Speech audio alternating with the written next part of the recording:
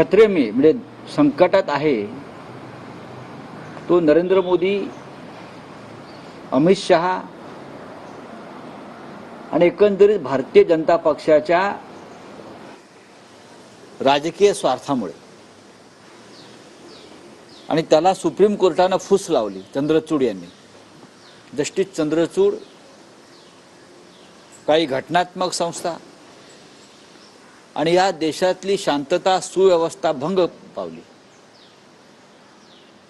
देशामध्ये निवडणुका जिंकण्यासाठी त्याने जी ठिणगी टाकली त्याचा परिणाम जगातल्या ज्या ज्या भागामध्ये हिंदू मोठ्या प्रमाणात आहेत त्यांच्यावर होतो आहे।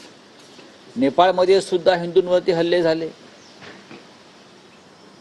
कॅनडामध्ये हिंदूंवरती हल्ले झाले, बांगलादेशामध्ये हिंदूंची संपत्ती, हिंदूंची जीवितहानी सुरू आहे, पाकिस्तानमध्ये झालं। याला जबाबदार नरेंद्र मोदींची धोरणं, निवडणुका जिंकण्यासाठीची धोरणं। हिंदुस्थानामध्ये सातत्यानं दंगे घडवायचे, मुसलमानांना टार्गेट करायचं,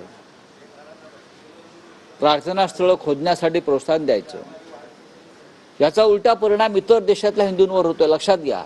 आणि नरेंद्र मोदींमध्ये किंवा त्यांच्या सरकारमध्ये तेवढी ताकद नाही आहे, मजबूती नाही आहे की बांगलादेशमध्ये जाऊन हिंदूंवरील अत्याचार हल्ले थांबवावेत, कॅनडात जाऊन हिंदूंवरील हल्ले थांबवावेत किंवा अन्य देशात।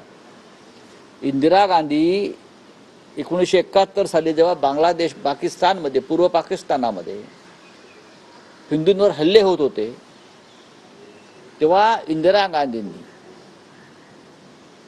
गांधींनी पाकिस्तानवर सरळ हल्ला केला, सैन्य घुसवलं आणि तिकडल्या बांगलादेशींचंही त्यांनी संरक्षण केलं आणि हिंदूंनाही संरक्षण दिलं आणि पाकिस्तानचे 2 तुकडे करून बांगलादेश निर्माण केला। तुमच्यात ती हिंमत आहे?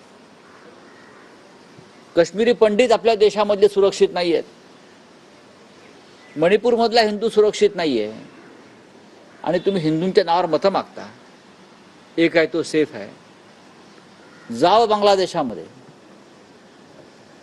आणि हिंदूंना आधार द्यावा। हे जे संघाचे प्रमुख नेते आहेत इथे बसून पत्रकं काढतायत हिंदूंच्या सुरक्षेविषयी, सांगा प्रधानमंत्री मोदींना धोरणात्मक निर्णय घ्या बांगलादेश संदर्भात। मी जे म्हणतोय ते योग्य आहे। या देशातला हिंदूंना जर सगळ्यात जास्त धोका कोणापासून असेल तर तो भारतीय जनता पक्षापासून आहे। गोधरा कोणी केलं? साबरमती एक्सप्रेसला आग कोणी लावली? अशा अनेक प्रकरणं मला सांगता येते।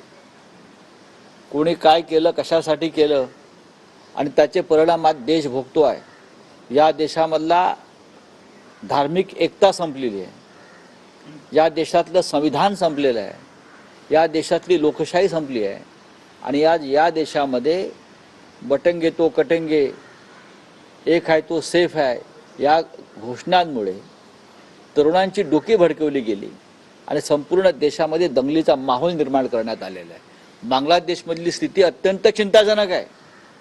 वर्षानुवर्ष तिकडे हिंदू राहतात, लाखोच्या संख्येने राहतात हिंदू बांगलादेशमध्ये आणि तुम्ही तिथे त्यांना असुरक्षित करण्यामागे नरेंद्र मोदींचं परराष्ट्र धोरण कारणीभूत आहे। राऊत साहेब, महाराष्ट्रात मुख्यमंत्री पदाच्या शपथविधीचा एकूण कार्यक्रम होतो आहे 5